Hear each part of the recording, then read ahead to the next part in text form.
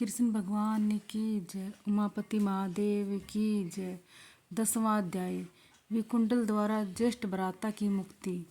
महर्षि वशिष्ठ ने राजा दिलीप से कहा कि देवदूत के वचन सुनकर विकुंडल श्रद्धा से गदगद हो उठे। उसने कहा, विष्णुदूत, आपने मेरी अज्ञानता का अंधकार का नाश कर दिया है। अब कृपा करके मुझे मेरे बड़े भाई की नरक से मुक्ति का उपाय बतलाइए।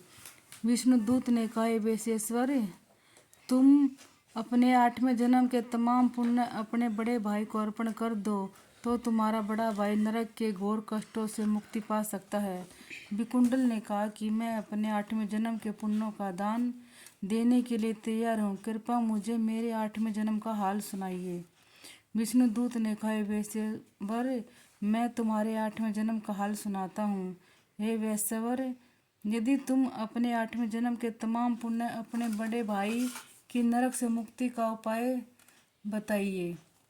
विष्णुदूत ने कहा, वैश्वर, यदि तुम अपने 8वें जन्म के तमाम पुण्य अपने बड़े भाई को अर्पण कर दो तो तुम्हारा बड़ा भाई नरक के घोर कष्टों से मुक्ति पा सकता है।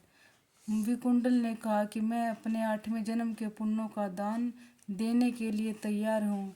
कृपया मुझे मेरे 8वें जन्म का हाल बताइए। विष्णुदूत ने कहा, वैश्वर, मैं तुम्हें तुम्हारे 8वें जन्म का हाल सुनाता हूँ। वैश्वर, 8वें जन्म में तुम मत्स्य देश में निवास करते थे।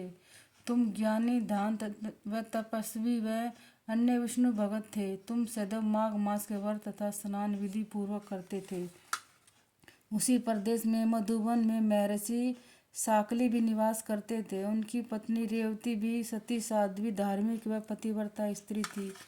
रेवती भी सती, साध्वी, धार्मिक व पतिव्रता स्त्री थी। रेवती ने 9 पुत्रों को जन्म दिया। ऋषि के 5 पुत्र ध्रुव, शशि, बुध, तार तथा ज्योतिषमान अग्निहोमी थे। वे धार्मिक रूप से गृहस्थ आश्रम में जीवन व्यतीत कर रहे थे। महर्षि के शेष 4 पुत्र निर्मोही, जीतमय, ध्यानकाम तथा गुणती, विरक्त तथा पूर्ण सन्यासी थे। उन्होंने काम, क्रोध, लोभ, मोह, अहंकार, वायु, शीत, उष्णता इत्यादि को वश में कर रखा था। एक दिवस मध्य काल में 4 योग्यजन तुम्हारे घर के द्वार से गुजर रहे थे। तुमने उन्हें देखा और आग्रह पूर्वक अपने घर ले गए।